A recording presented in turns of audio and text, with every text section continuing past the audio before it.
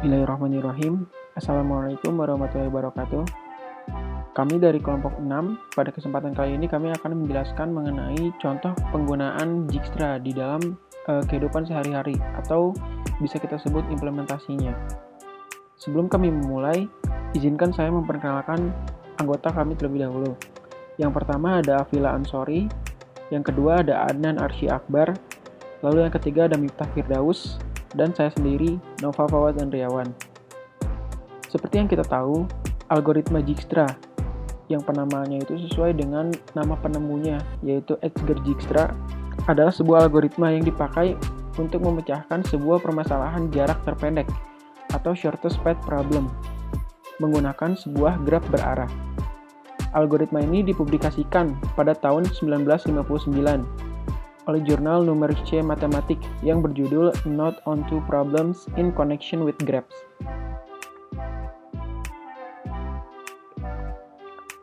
Algoritma ini biasa dipakai untuk mencari rute atau jarak terpendek dari satu titik ke titik yang lainnya.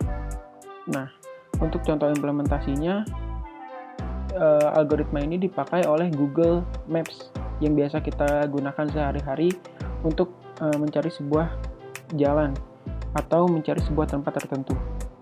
Nah, algoritma ini bisa menentukan rute terpendek yang bisa dilewati dari satu daerah ke daerah yang lainnya. Nah, jika digambarkan ke dalam matematis, dia akan membentuk sebuah graf berarah. Nah, untuk contohnya bisa dilihat di layar seperti ini. Di sini saya memiliki sebuah graf terarah yang menunjukkan beberapa titik dari mulai A hingga ke titik L. Nah, mungkin untuk contoh kasusnya, di sini saya ingin mencari sebuah rute terpendek dari titik atau dari simpul I ini ke titik L di sini. Nah, mungkin hal pertama yang harus dipahami adalah mengenai angka di sisi-sisinya ini. Di sini saya akan menjelaskan dulu sedikit. Di sini ada yang namanya matriks ketetanggaan, di mana matriks ketetanggaan ini masing-masing memiliki bobot tersendiri. Contoh di sini ada dari I ke C ada sebuah sisi yang menghubungkan. Di sini dia memiliki bobot sebanyak 10. Dan kemudian di sisi yang lainnya ini memiliki bobot yang berbeda-beda. Nah, karena dia bentuknya graf yang terarah dan kita akan mencari sebuah jalur, maka kita harus menentukan jalur tersebut dia mengarah ke arah tujuan kita atau sebaliknya. Nah, jika sisi tersebut mengarah kepada graf yang awal atau starting grafnya, dia akan memiliki bobot tak hingga. Sedangkan jika dia sebaliknya atau mengarah ke arah lain dari simpul yang utama ini, dia akan bernilai sesuai dengan garis yang ada di sini. Nah, sebagai contoh, dari I kita akan mencari jalan terdekat untuk bisa sampai ke L ini. Nah, yang pertama adalah kita mencari tahu dulu kita mencari dulu ketetanggaannya dari sisi-sisi yang ada di sekitar I ini. Nah, yang pertama adalah dari I ke C. Nah, ini satu-satunya jalan yang bisa dilewati. Kenapa? Karena yang lainnya, sisi yang lainnya itu mengarah ke I. Dan mereka jadinya bernilai tak hingga. Seperti ini. Nah, mereka bernilai tak hingga. Di sini juga tak hingga. Di sini tidak tak hingga juga. Dan di sini juga tak hingga. Nah, jika kita gambarkan di dalam tabel, ada di bagian di bagian sini, dimana ketika kita ingin berjalan dari I ke A, itu dia tidak bisa karena dia tidak ada sisinya. Kemudian ke B ada di sini juga tidak terjangkau. Kemudian ke C, nah ke C ini dia bisa terjangkau. Kemudian D dan seterusnya. Nah, tidak ada yang bisa terjangkau selain ke titik C. Maka dari itu kita akan memilih titik C ini sebagai rute pertama kita. Nah, di sini kita memiliki bobot sebanyak 10. Nah, kemudian kita sudah sampai di titik C ini. Dari titik C ini kita harus memilih lagi. Kita harus menentukan dulu ketetanggaan dari dari sisi-sisi yang ada, baru kita bisa menentukan rute mana yang akan kita lewati selanjutnya. Di sini bisa kita lihat untuk yang simpul D ini dia tidak bisa dilewati karena arahnya dia mengarah ke C itu sendiri.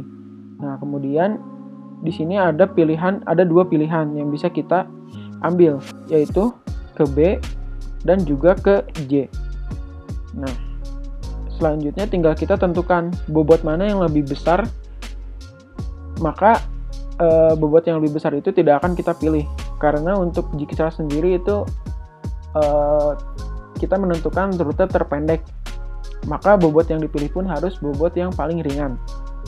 Nah, berarti untuk yang ke simpul atau ke titik J ini dia tidak akan bisa dilewati karena jika kita bandingkan antara ke J dan ke B itu lebih ringan atau lebih kecil bobotnya ke B dibandingkan dengan ke J. Makanya dari C ini kita bisa memilih langsung ke titik B seperti ini. Jadi dari I dia pilih C, dari C dia ke titik B. Seperti itu.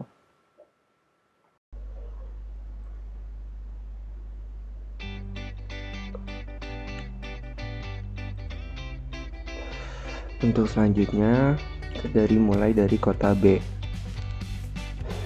Dari kota B, kita lihat terdahulu tetanggaan dari kota B tersebut, yaitu terdapat kota A, kota C, dan kota J. Karena dua arah lintasan kota C dan kota J itu tersebut menuju B, bukan B menuju C dan J, maka dua arah lintasan tersebut tidak dapat kita ambil. Maka kita ambil kota lintasan menuju kota A. Nah, maka kota yang dilalui adalah kota A. Kota A, lintasan menuju kota A memiliki bobot 10.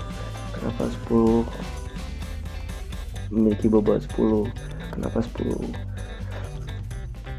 Rumusnya adalah MIJ sama dengan bobot sisi I dan J. I yang dimaksud adalah kota. Dari kota menuju ke kota J, yaitu dari kota I menuju kota J. Maka kota B menuju kota A, maka MBA sama dengan bobot sisinya adalah 10. MBA sama dengan 10. Nah, selanjutnya dari kota A. Dari kota A kita lihat lagi tetanggaan dari kota A tersebut, yaitu ada kota E, kota D, dan kota B. Karena arah lintasan kota B dan A ini adalah B menuju A, maka tidak dapat kita ambil. Yang kita ambil adalah arah lintasan menuju kota J dan kota E. Tapi kita ambil arah lintasan menuju D. Kenapa menuju D? Karena SI sama dengan 1 jika simpul I termasuk ke dalam lintasan terpendek. SI sama dengan 0 jika simpul I tidak termasuk ke dalam lintasan terpendek. SI sama dengan 1, maka di sini adalah SD sama dengan 1 karena SD lebih kecil dibandingkan SE. Maka yang 0 di sini adalah SE sama dengan 0. Dilihat dari sini juga, dari tabel, SD sama dengan 1, SE sama dengan 0. Maka kita ambil lintasan menuju kota D. F.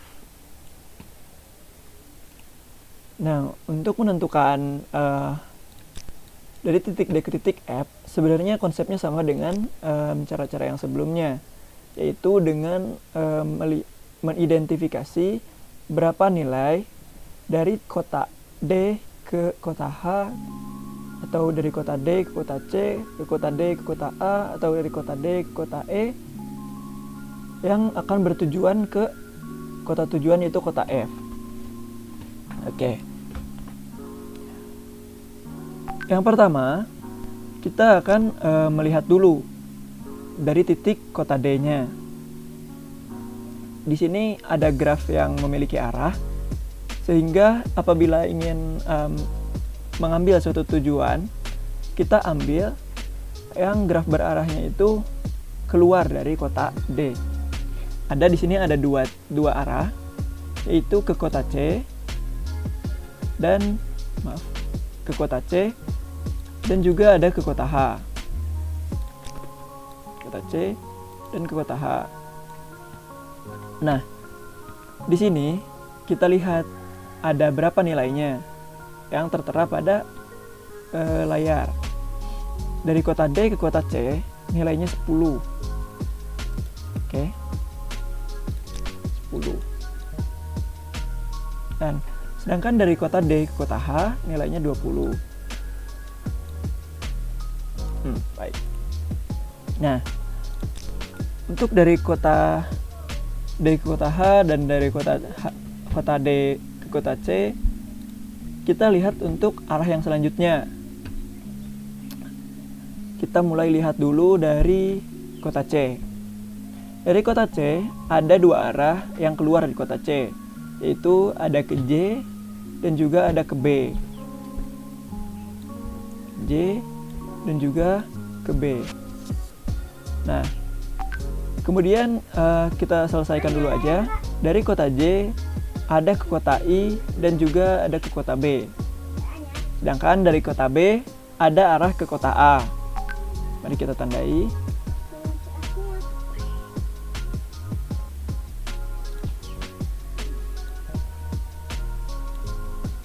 Oke.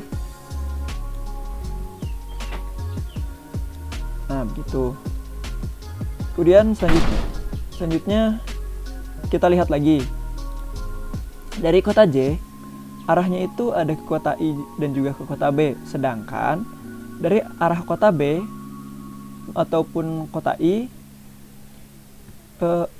itu arahnya kembali lagi ke C dan juga arahnya ada yang ke A.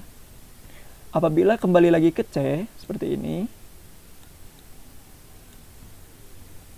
maka akan terjadi looping sehingga tidak dipakai. Selanjutnya kita lihat lagi ke arah yang kota B. Apabila dilihat, jika kita melalui kota J terlebih dahulu, maka nilainya akan menjadi 10 ditambah 17, 27. Kemudian apabila langsung ke arah B, ke arah B,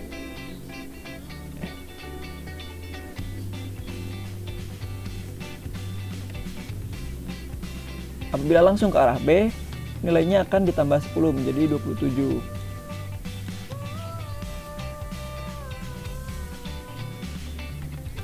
Nah, apabila dari kota J, karena dari kota J ke kota B memerlukan langkah yang lebih daripada dari kota C ke kota B, maka kita gunakan langsung aja dari kota C ke kota B. Jadi pakai yang ini, nilainya 27. Kemudian dari kota B, kita akan meneruskan ke kota A. Ini. Dari kota A, ada dua arah tujuan lagi, yaitu ke kota E dan juga ke kota D. Ada ke sini. Mari kita lihat, ada ke sini dan juga ada ke sini. Nah, dari kota E nantinya arahnya akan kembali ke kota D, sehingga ada terjadi looping di titik bagian bawah, yaitu dari titik A atau kota A dan juga kota E akan kembali lagi ke kota D dan berputar ke C, ke J, ke B, ke A, akan berputar lagi ke D, sehingga jalur yang di bawah ini tidak bisa digunakan. Berarti kita langsung identifikasi yang ke arah H. Oke, dari arah H kita ada dua arah, yaitu ke arah F dan juga ke arah I. Ada ke sini dan juga ke sini. Namun, karena tujuan kita adalah ke kota F, maka kita akan langsung gunakan jalan yang tercepat, yaitu jalan yang secara langsung datang ke kota F, yaitu mengambil jalur kiri. Kemudian kita lihat nilainya, yaitu pemilihan jalan ini dilihat berdasarkan nilai juga, yaitu apabila langsung ke F nilainya akan ditambah 20 hingga menjadi 40.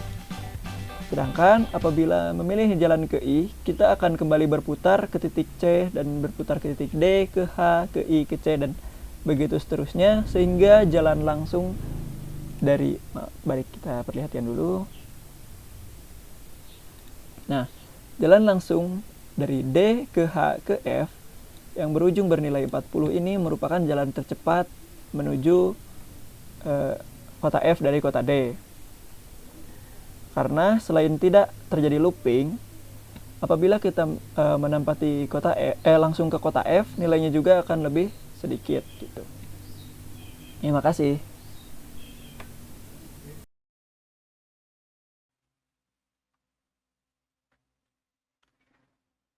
Oke, untuk rute selanjutnya itu dari kota F ya.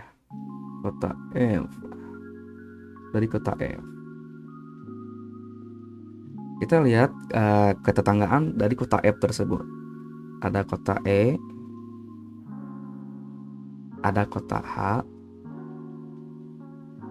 ada kota G, dan kota M.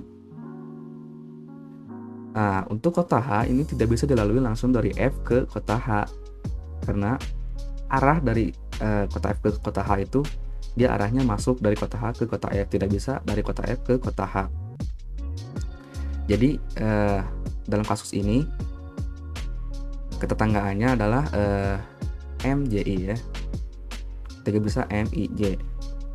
Berarti MFH tidak bisa, ini kasus ini adalah MHF. Berarti ini tidak bisa dilalui. Namun bisa dilalui lewat berputar arah ya. Dari kota F ke kota E dulu, ke kota D, langsung ke kota H. Ini bisa dilalui melalui 3 rute. Berarti tinggal kota E, kota G, dan kota M. Dilihat bobot dari ke kota E itu 30. Kota E 30 bobotnya. Ke kota G itu 30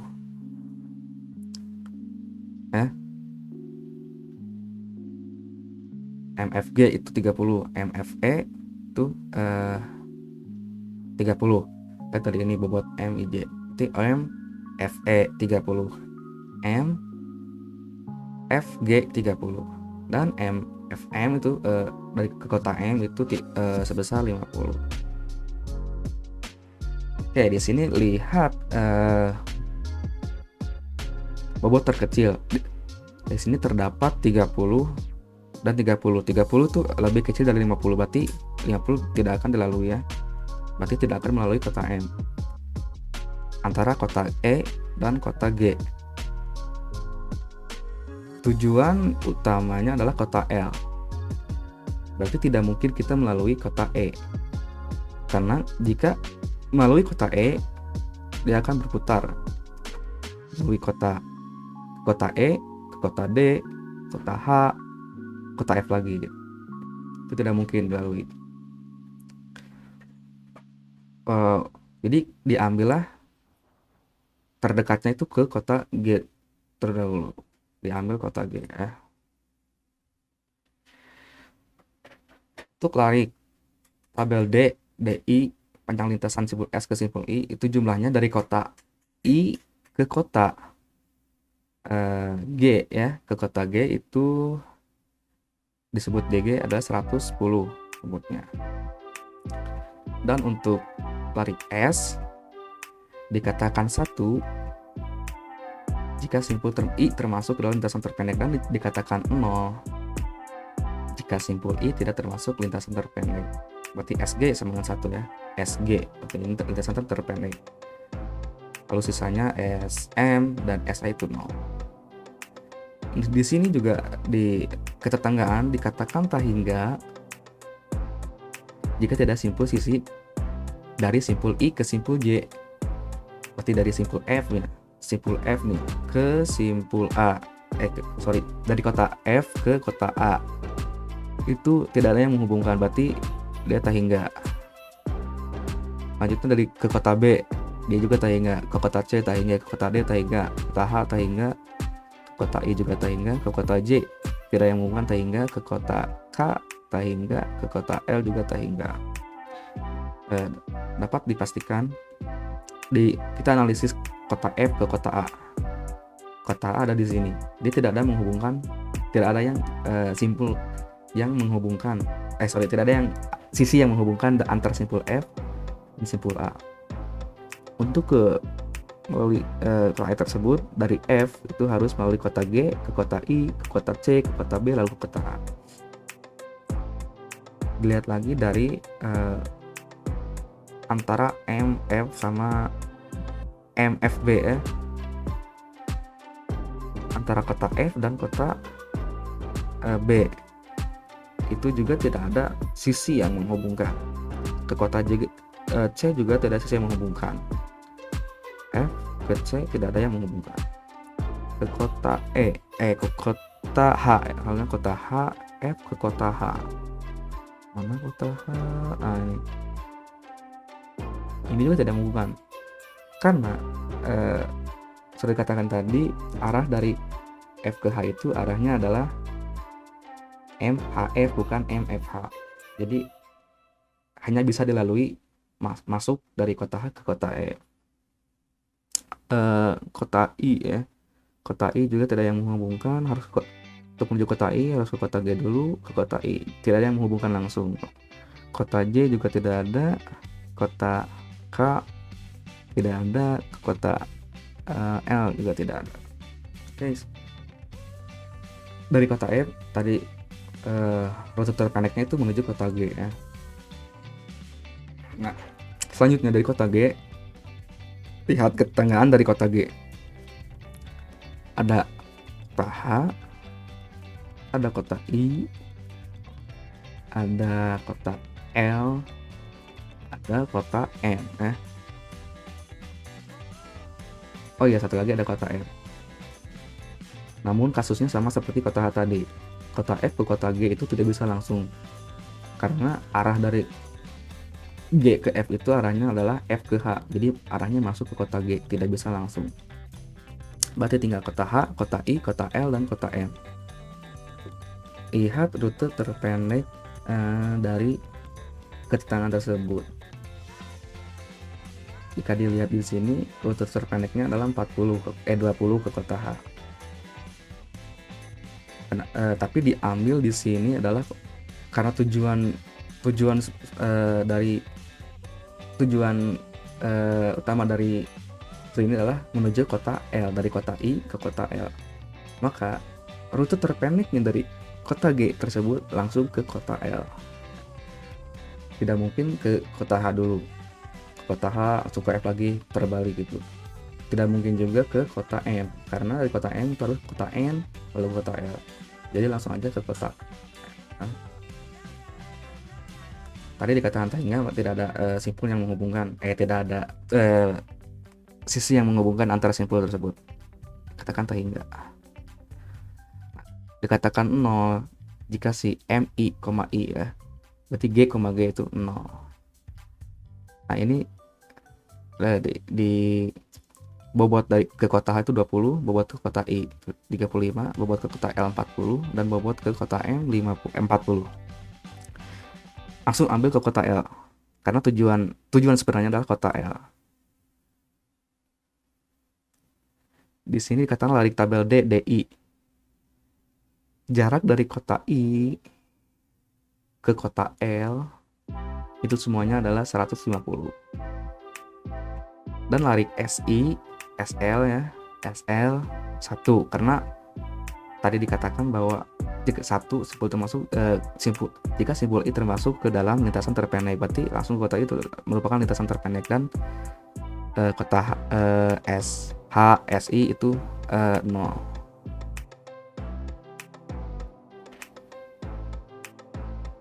Untuk rute untuk menuju kota L itu sebenarnya banyak, tapi menurut algoritma Dijkstra ini didapatkan bahwa lintasan terpendek pertama adalah melalui kota melalui kota C, melalui kota A, melalui kota B, melalui kota A, ke kota D, ke kota H, kota E, ke kota G, dan ke kota L. Itu adalah rute terpendek dari kota I ke kota L. Bisa saja dari kota I ke kota C, ke kota J, itu ke kota B, kota B, dari B ke A, dari A ke E, dari E ke D, D ke H, ke F, dari F ke M gitu dulu, dari M ke kota N, dari kota N ke kota L. Itu termasuk rute terjauh. Dalam kasus ini, kenapa algoritma Dijkstra ini dipakai? Karena untuk pergi ke suatu kota itu kita butuh jalan terpendek ya, tidak kalau kendaraan itu menghemat bahan bakar, atau jika menggunakan kendaraan umum menghemat biaya. Kan algoritma Dijkstra ini diterapkan. Jumlah bobot dari kota I ke kota L itu dari I ke C 10, dari I ke C 10, terus ke B itu 10 tambah 10 20, ke A tambah 10 lagi 30, ke D tambah 10 40, ke H tambah 20 60, ke F tambah 20 80, lalu ke G tambah 30 110, terus ke kota L tambah 40, jumlahnya 150. Itu merupakan rute terpendek menurut algoritma Dijkstra. Jadi dari I ke L itu adalah 150.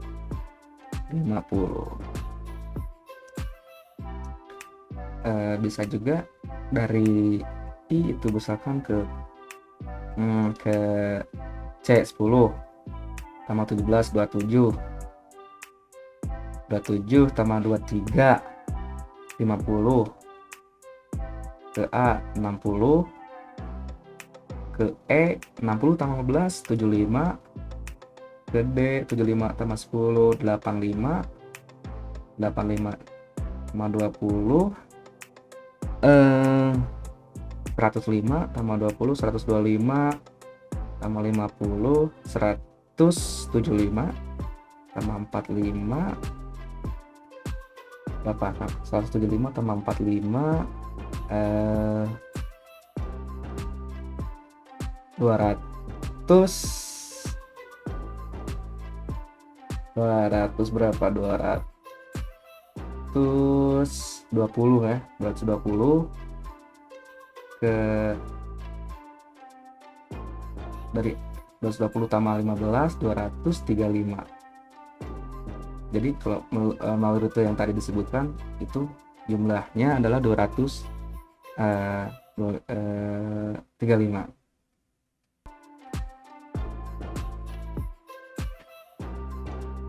Dari kelompok kami, mohon maaf apabila terdapat kekurangan. Terima kasih. Assalamualaikum warahmatullahi wabarakatuh.